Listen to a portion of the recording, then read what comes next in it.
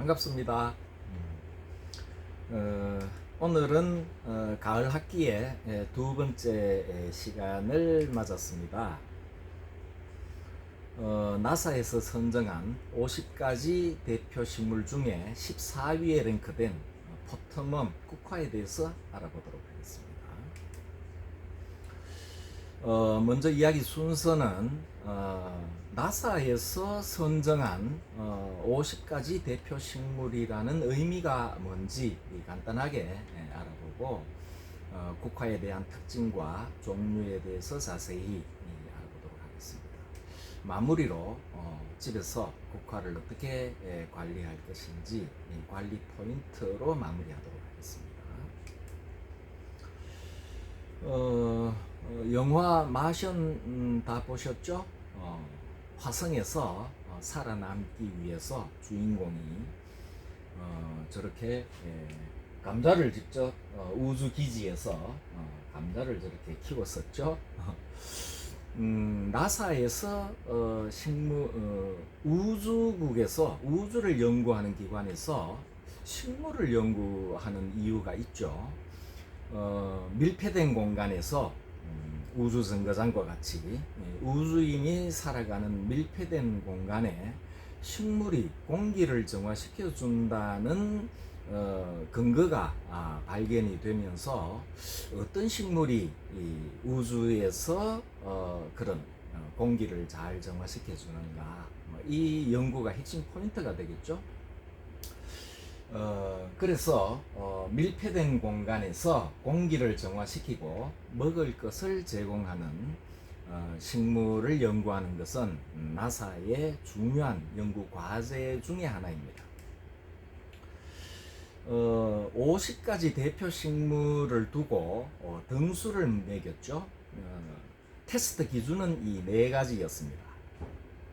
먼저 어떤 식물이 실내에서 습도를 가장 잘 많이 뿜어내느냐, 정산작용, 그리고 유해가스를 유기화합물을 제거해주는 식물이 어떤 게 좀 등수를 쭉 매겼습니다. 그리고 관리의 편의성이죠. 키우기가 쉬워야 되겠죠. 그리고 어떤 식물이 병충해에 대한 저항성이 강하냐, 요 4가지 심사 기준이 있었어요. 이 심사 기준으로 점수를 쭉 매겨서 1등부터 50등까지 순위를 정했죠. 1980년대부터 연구가 진행이 됐다고 합니다. 그 중에 포터멈이라는 식물이 14위에 랭크됐는데, 포터멈이라면 포트, 화분을 이야기하죠. 멈이 크리산드멈이라는 국화 학명입니다. 이 크리산드멈의 화분에서 키우는 식물이 포터멈인데, 이 포터멈이 요 4가지 기준에 대한 점수가 종합 평점이 7.4점이 나왔습니다. 그래서 50등 중에 14등을 한 거죠. 특히 점수가 높았던 게 휘발성 유기화합가스를 제거하는 게 거의 90점을 맞았죠. 10점 만점에 9점을 맞았습니다. 그리고 습도 조절 능력이 있는 정산율은 80점을 맞았죠. 그래서 웰빙 평가에서는 거의 이 5등, 50등, 50가지 중에 5등, 완전히 상위권을 차지를 한 거죠. 90점, 80점, 평균 85점을 맞았습니다. 그래서 웰빙 성적으로는 아주 우수한 성적이 되었고, 문제는 관리상에 키우기가 좀 어렵다. 40점을 맞았습니다. 거의 낙제점이죠. 해충에 대한 저항력은, 원래 국화에는 해충이 잘 달겨들죠. 진딧물이나 응애나 이런 것들이 달겨드는데, 이것에 대한 저항력은 그래도 80점으로 아주 좀 상위권으로 나타났습니다. 그래서 키우기가 어려운 문제 때문에 종합 성적에서 10위 안에는 들지를 못했던 것 같아요. 어떻든 유해가스를 제거하는 데는 상당히 높은 점수를 받았습니다.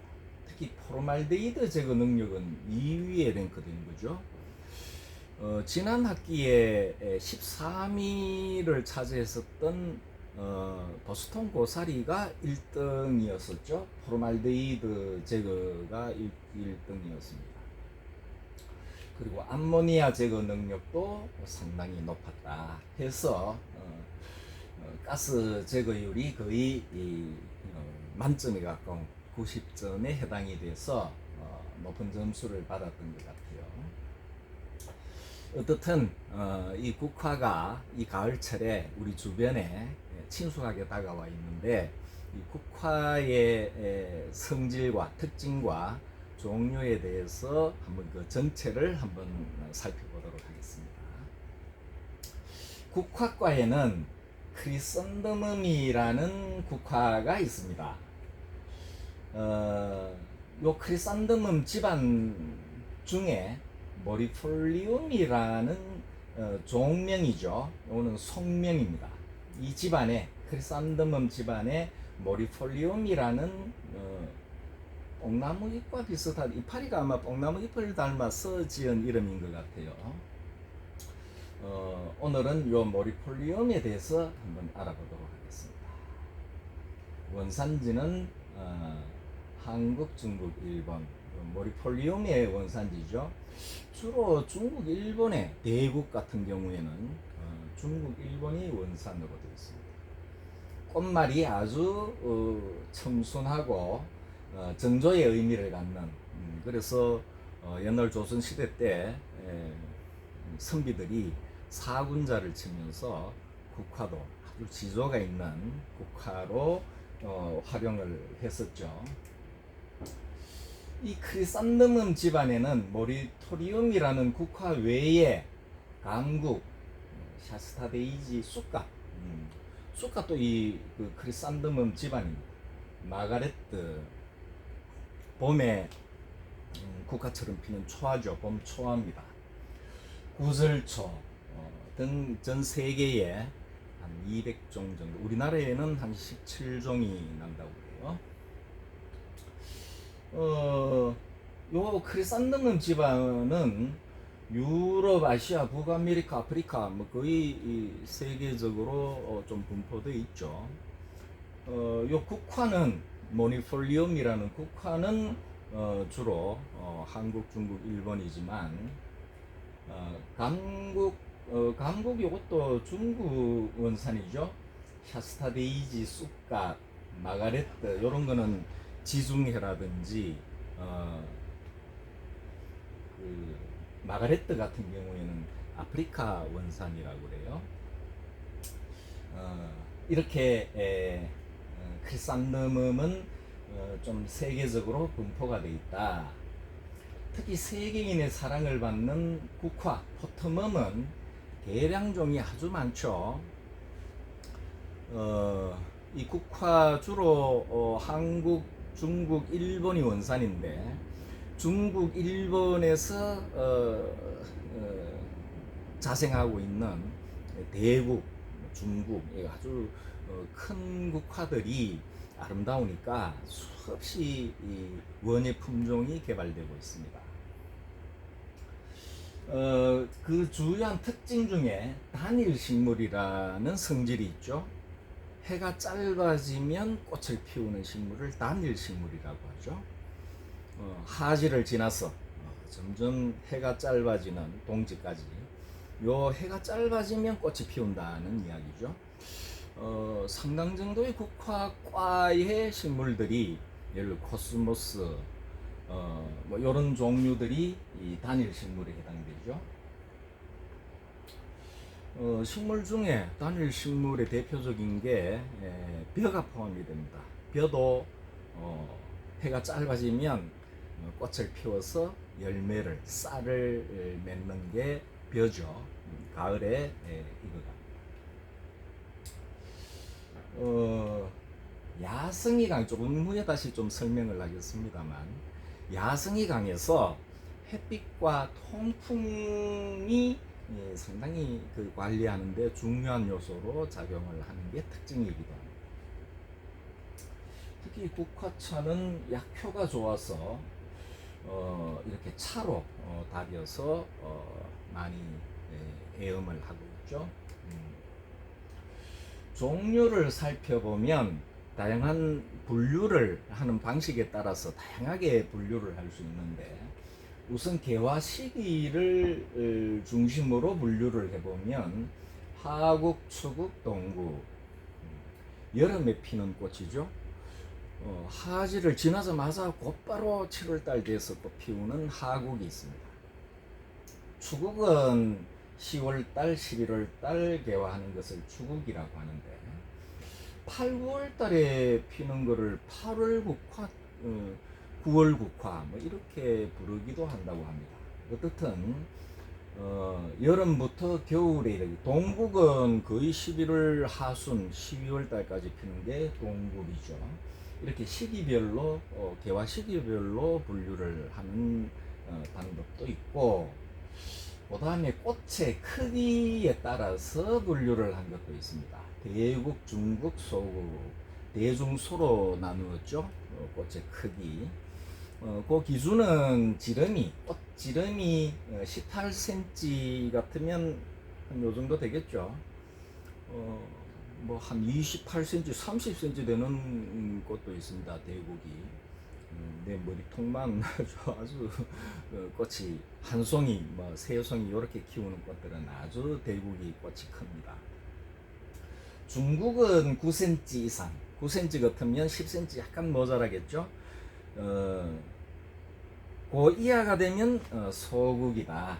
그래서 우리가 소국은 우리 주변에서 많이 보죠. 금강이라는 요 중국이 있고, 대국은 아주 큰 화려한 대국이 있습니다. 또 한편으로 화형, 꽃의 모양에 따라서 분류를 하기도 합니다. 물론 주로 대국을 중심으로 꽃의 모양이 어떠냐에 따라서 분류를 하는데, 뭐 이것까지 알 필요 있을란가 싶지만, 어떻든 일본 같이 이 국화 재배, 품종 재배에 대해서 상당히 관심을 갖고 있고 기술력을 갖고 있는 일본에서는 이렇게 다양하게 대국을 좀 화형에 따라서 분류해 놓고 있습니다. 외울 필요야 없겠습니다만, 우선 광판종이라고 해서 잎이 아주 넓적한 대국 중에 잎이 아주 넓은 이런 종류를 광판종이라고 하고, 나머지 크게 두 가지로 분류를 합니다. 후물과 관물인데, 후물이라는 것은 이렇게 둥근 꽃을 후문이라고 합니다. 후물. 그 다음에 관물이라는 것은 관, 속이 빈 이 관을 이야기하죠. 꽃잎이 관 모양으로 뚫려 있는 것을 관물이라고 합니다. 관판국이라고, 후판국이라고. 후자는 둥근 의미라고 하죠. 관은 뚫려 있는 관을 이야기합니다. 그래서 이 후물은 크게 후물과 후주, 후귀 좀 어려운 용어입니다만, 이런 둥근 꽃 중에 아래쪽에 이런 그 이파리 몇 개가 이렇게 나와 있는 게 후주라 그래요. 후귀은 이게 뭐 파도 치는 모양의 귀자라고 하든가, 아래쪽에 이렇게 둥근 대국 중에서 아래쪽에 아주 파도 치듯이 잎이 넓게 이렇게 퍼져 있는 것을 후귀라고 한다고 합니다. 그 다음에 관물, 주로 이제 실국이죠. 이렇게 가는 실처럼 생긴 꽃인데 전부 이제 관이라는 이야기죠. 가운데 잎이 이렇게 동그랗게 말려서 가운데 구멍이 나 있는, 이것도 한 4가지로 구분한다고 합니다. 태관, 아주 굵은 관, 간관, 중간, 그 다음에 세관, 아주 가는 관이라고 해요. 뭐 굵기는 뭐 아마 기준이 있겠죠.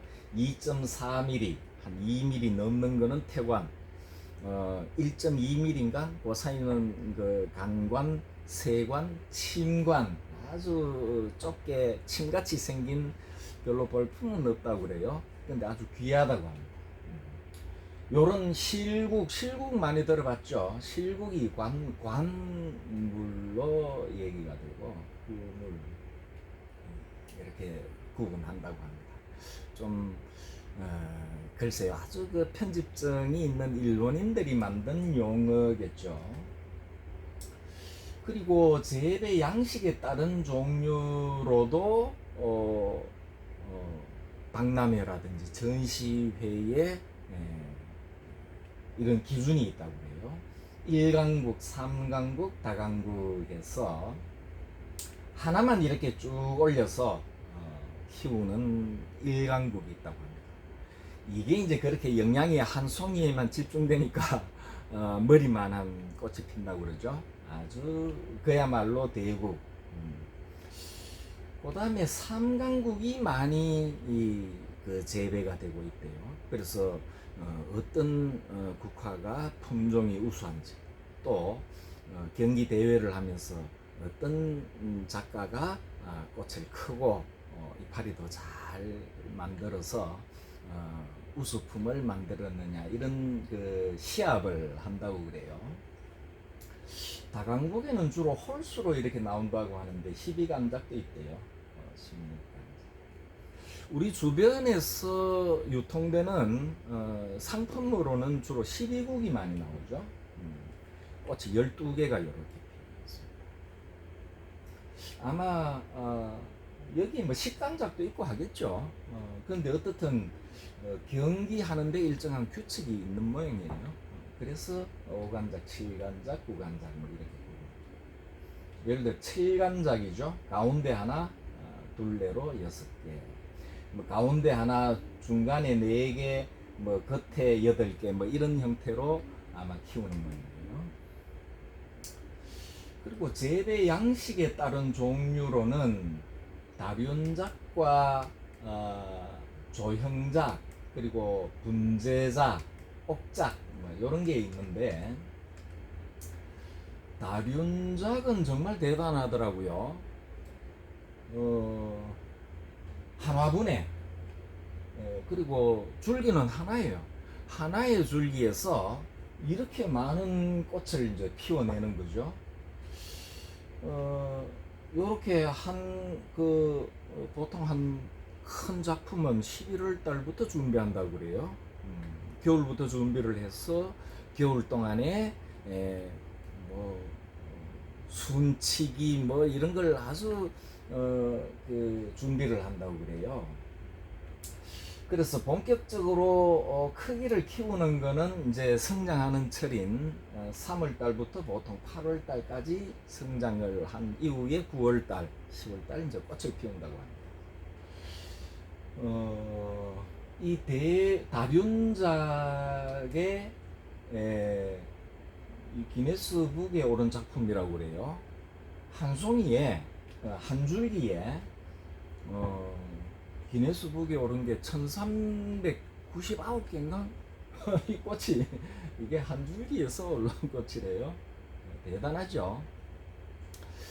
이런 거는 그 국화 종류가 따로 있습니다. 장간국이라고 해서 그 마디 사이가 아주 길고 생장률도 아주 높고 분지율도 좋은 종자가 있답니다. 개량을 했겠죠. 그래서 거의 뭐 한 8개월 만에 또는 한 6개월 만에 이렇게 꽃을 한 줄기에서 단다는 이야기죠. 대단합니다. 그리고 조형작이 있죠. 이제 곧 있으면 다음 달 되면 그 대구 수목원에서 국화축제가 열릴 텐데, 작년에는 코로나 때문에 못했죠. 올해는 어떨지 모르겠어요. 하지 않겠나 싶어요. 엑스코에 대구 꽃박람회도 했는데 야외고 하니까 하지 않겠나 싶습니다. 이런 그 국화 전시회에 가면 볼 수 있는 게 이런 조형 국화들이죠. 뭐 용이라든지 뭐 말이라든지 또는 이런 탑 모양의 틀을 만들어서 국화를 군데군데, 이런데 이 속에는 국화가 여러 개 있죠. 작은 소국들이 이 속에 전부 두고 이제 이렇게 이거는 그 조형국은 한 줄기에서 나오는 것은 아니죠. 이 속에 숨겨진 이 속에 화분들이 아주 많습니다. 해서 전체 틀 모양으로 꽃을 배포를 시켜서 조형을 하는. 분재국화도 전시회 할 때마다 나오죠. 한평의 국화 대전이 있습니다. 거기에 고찬훈 씨인가, 우리나라에서 아주 국화 전문가죠. 이분이 국화 분재를 강의도 인터넷에 한번 찾아보세요. 유튜브에 뭐 이런 종류들이 나오는데, 이거는 이제 1년 만에 키우는 것은 아니고 보통 한 3, 4년 키운다 그러죠. 물론 겨울에 어떻게 그 온도 조절과 햇빛 조절을 겨울 동안에 하우스 속에 어떻게 해주느냐, 이런 게 아주 중요한 포인트라고 하는데, 이 분재국화도 종자가 따로 있습니다. 단간종이라고 해서 마디 사이가 아주 짧고 또 꽃이 작고 단단해야 됩니다. 꽃이 뭐 대여국을 그 분재로 만들기는 어렵죠. 그리고 요 분재국화의 수명이 길게는 한 10년까지 키운대요. 보통 한 4, 5년 까지는 아주 활발하게 가지를 잘 내는데, 이후에 노화가 되면 모든 생명체가 그렇듯이 수명이 있게 마련입니다. 그래서 이 수명은 뭐 아직 정확하게 측정된 것은 없다고 하는데, 보통 한 8년에서 10년 정도 이렇게 분재로 꽃을 볼 수 있다고 합니다. 뭐 다양한 그 분재 기술들이 좀 필요한 작업들이죠. 이 뿌리를 어떻게 이렇게 그 키워서 이런 바위나 나무에 붙여서 성목부작 형태로 만들어서 꽃을 피우는 거죠. 좀 어려운 작업이고, 대구 수목원에도 분재 국화 분재반이 동아리가 따로 있다고 그래요. 여러분들도 한번 참가해 보시면 좋을 것 같습니다. 그리고 마지막으로 옥작이라고 해서 우리 주변에 소국들 화분에 이렇게 동그랗게 키운 것들 있죠. 이런 것들을 옥작이라고 한다고 합니다. 이렇게 재배 양식에 따른 종류로 구분을 할 수 있다고 합니다. 물론 방금 국화 종류를 다양하게 보았는데, 실제로 우리가 이런 집에서 재배하기란 좀 쉽지 않은 조건이에요. 그래서 주로 농장에서 재배할 수밖에 없는 어려운 점은 있습니다만, 여러분 관심 있는 분들은 옛날에 현해국화를 우리 한번 수업을 한 적이 있어요. 불로 하이단지에 현해국화를 생산하는 사장님에게 가서 이 어떻게 키우면 좋은지, 그것도 종자가 따로 있더라고요. 현해로 크는 그 국화 종자가 있대요. 그래서 그걸 하나씩 분양받아서 교육생들이 한번 키워보고는 했었는데, 나중에 기회가 되면 우리 이 원예 교실에서도 국화 분재 같은 교육을 좀 했으면 좋겠다 하는 바람이 있습니다. 자, 마지막으로 국화를 이 가을에 공기 정화력이 높고 좀 키우기는 어렵다고 하지만, 꽃이 워낙 향기도 좋고 우리를 즐겁게 힐링해주는 식물이어서 집에서 가을을 즐기는 국화를 관리하게 될 텐데, 관리 포인트에 대해서 한번 알아보고 마치도록 하겠습니다. 국화는 야성이 강하다고 앞에서 이야기를 했죠. 야성이 강하다는 것은 햇빛과 통풍이 굉장히 중요한 요소입니다. 실내에서는 통풍이 되지 않는 곳에서는 좀처럼 견디기 어려운 것들이죠. 대부분의 관엽식물, 공기정화식물들은 실내에서 그런대로 버틴다고 할까요? 실내에서 관리하기가 어느 정도 잘 익혀놓으면 쉬운데, 야성이 강한 야생화라든지 국화 종류는 실내로 들여서 키우기가 쉽지가 않죠. 어떻든 햇빛과 통풍이 잘 통해야 되는 것이 핵심 포인트입니다. 반그늘에서도 국화는 광합성을 잘 합니다. 한데 너무 햇빛을 못 받으면 웃자라기가 쉽고 병충해의 저항성이 떨어집니다. 그래서 최대한 햇빛을 잘 받도록 관리하는 것이 중요하다. 특히 꽃봉오리만 있는 국화를 피기 전에 실내에 두면 까맣게 썩어버리는 경우를 한 번씩 겪게 됩니다. 국화 꽃이 안 피고 까맣게 그냥 사그러 들었어요. 뭐 이런 손님들이 한 번씩 문제 제기하는 경우가 있습니다. 거의 통풍과 관계가 있습니다. 그래서 창문이나 거실에 넣더라도 어떻든 베란다 쪽 문을 자주 열어서 통풍을 시켜주는 게 필요합니다. 그래서 통풍이 좋다면 하우스에서 아까 전에 대국 뭐 이런 거를 겨울 동안에 다륜작 같은 경우에는 어떻게 관리하느냐 이런 문제가 있다고 그랬죠. 밝은 실내 하우스에서나 밝은 실내에서 관리하기도 괜찮다, 잘 자랄 수 있다 하는 이야기입니다. 다음에 온도의 조건은 어떻든 좀 서늘해야 꽃도 오래가고 꽃 색깔도 재색을 유지를 하죠.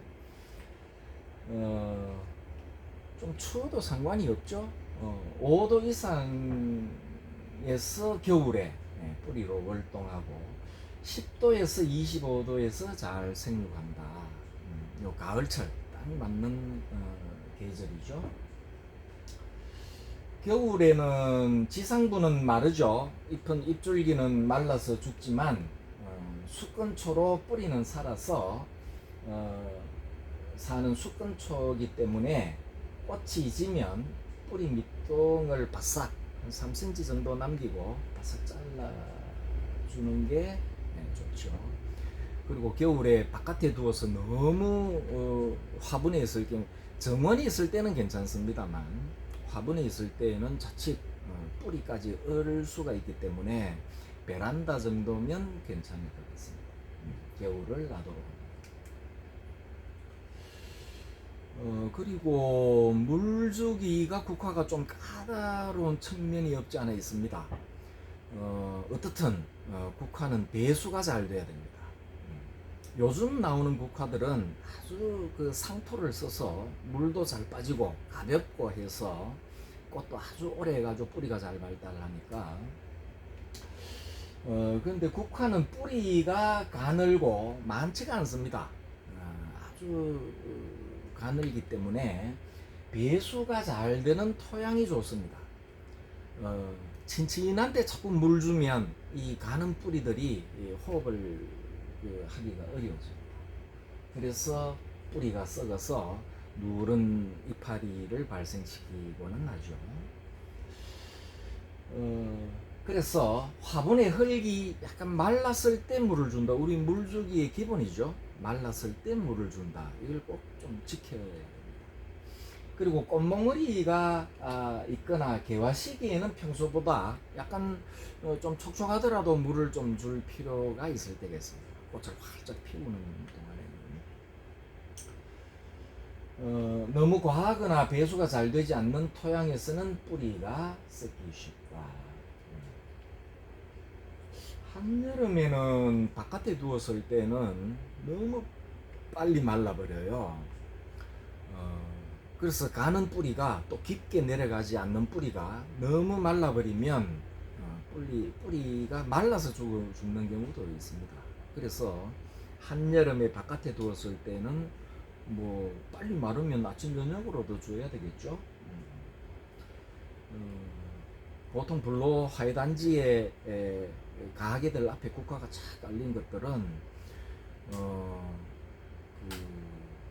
이제 가을철에 햇빛이 강하고 빨리 마르는 경우에는 매일 물 주는 경우도 있습니다. 보통 여러분 베란다에서는 매일 물 줄 필요는 없겠죠. 마른 것을 확인해 가면서 물을 줬으면 좋겠다. 비료는 국화는 호비성이라고 해서 비료를 아주 좋아합니다. 그 보통 4월 달 되면 순 따기를 해서 그 눈꽂이라고도 하죠. 끝을 요래 따서 뿌리를 내려서 키우기 시작을 하는데 요때 어느 정도 키워서 정식이라고 이제 화분에 옮겨서 이제 본격적으로 키울 때는 아래쪽에 밑거름으로 거름을 좀 넣어줄 필요가 있습니다. 완효성 비료라고 해서 밑거름을 좀 주죠. 완효성이라는 것은 천천히 효과를 발휘한다는 이야기죠. 깻묵이라든지 비료 중에서도 완효성 비료, 알송이 뭐 이런 것들이 있습니다. 밑거름을 주고 정식한 후부터 월 한 2, 3회 정도는 한 달에 2번, 3번 정도는 액비를 타서 풍란 우리 수업 한 번씩 할 때 풍란이 가을에 좀 액비를 좀 준다 그랬죠. 액비를 주면 좋다.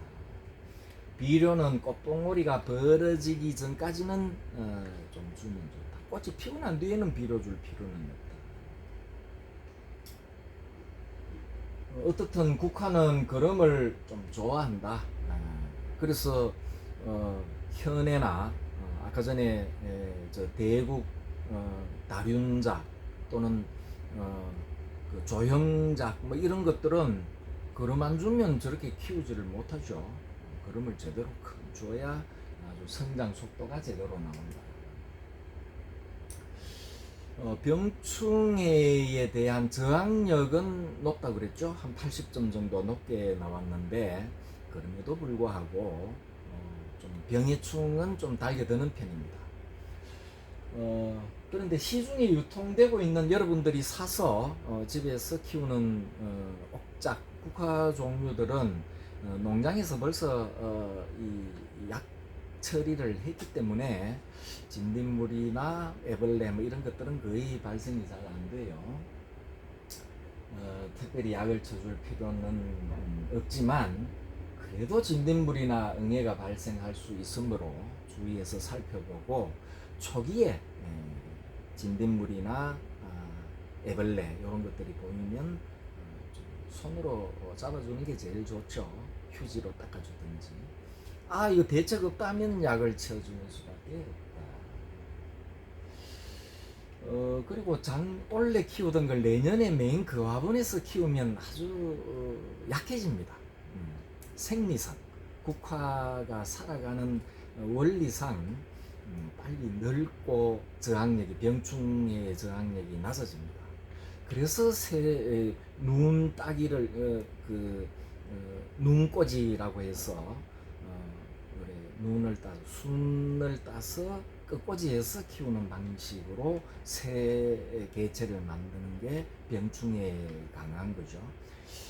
그래서 포기 나누기보다는 새순을 삼복해서 키우는 것이 강하게 병충해에 저항력 있게 키울 수 있다. 이 정도로 이야기했습니다. 마지막으로 꽃이 진 후의 관리. 올해만 볼 게 아니라 내년에도 좀 보고 싶다. 이런 경우는 방금 이야기했듯이 순꽂이를 해서 내년에 동화에서 나오는 싹을 꺾어서 새로 키울 자신감을 가질 때 키우면 좋습니다. 그래서 꽃이 진 후에 내년에도 키우고 싶다 하면 꽃이 핀 후에 따서 그늘에 말린 후 베개용으로 사용하면 그 향기가 불면증도 없애주고 머리를 맑게 한다고 해서 꽃이 진 후에 따서 말려서 베개 속 내부용으로 한번 만들어 보세요. 그리고 월동을 준비하기 위해서는 밑동을 짧게 자른다고 했죠. 한 0도씨 정도로 서늘하게 월동시키고 너무 바깥에서 키울 때는 위에 지피나 보온 덮개를 좀 요래 덮어서 보온해 줄 필요가 있겠습니다. 새봄이 이제 싹이 나면 4월 달에 수분꽂이를 따로 하나씩 요래 따서 새로운 개체로 키우는 것이 유리합니다. 8월 달까지 계속 끝부분을 요렇게 적심을 해 주어서 많은 가지를 내면 빵빵하고 예쁜 국화로 만들 수가 있다. 아까 전에 옥작이라고 했죠. 그렇게 만들 수가 있다. 그것이 소국의 묘미가 됩니다. 그 국화 분재는 종자가 따로 있습니다. 지금 우리 옥작으로 키우는 이런 것들은 국화 분재로 사용하기가 어렵죠. 보온 시설에서 줄기에 나오는 부정알을 잘 살려서 새 가지를 만드는 거기 때문에 분재국화는 따로 종자를 좀 마련을 해야 될 거예요. 자, 요 정도 국화 관리 포인트에 대해서 한번 배워봤습니다. 이것은 한 몇 년 전에 대구 수목원의 국화 축제할 때 가서 찍은 거죠. 여러분 올해도 아마 그 국화 전시회가 대구 수목원 그리고 함량이 아니고 한평 국화 대전이 아주 유명하죠. 10월 말쯤 10월 중하순경에 아마 전시회가 열릴 텐데 한 10여 년 전에 제가 한번 가봤습니다만 국화 축제가 열리면 우리 원예 교실에서도 단체로 견학을 한번 갔으면 좋겠다 생각인데 코로나 때문에 어떨지 모르겠습니다. 자, 오늘도 잘 들어주셔서 고맙습니다. 다음 주에 뵙도록 하겠습니다. 안녕히 계세요.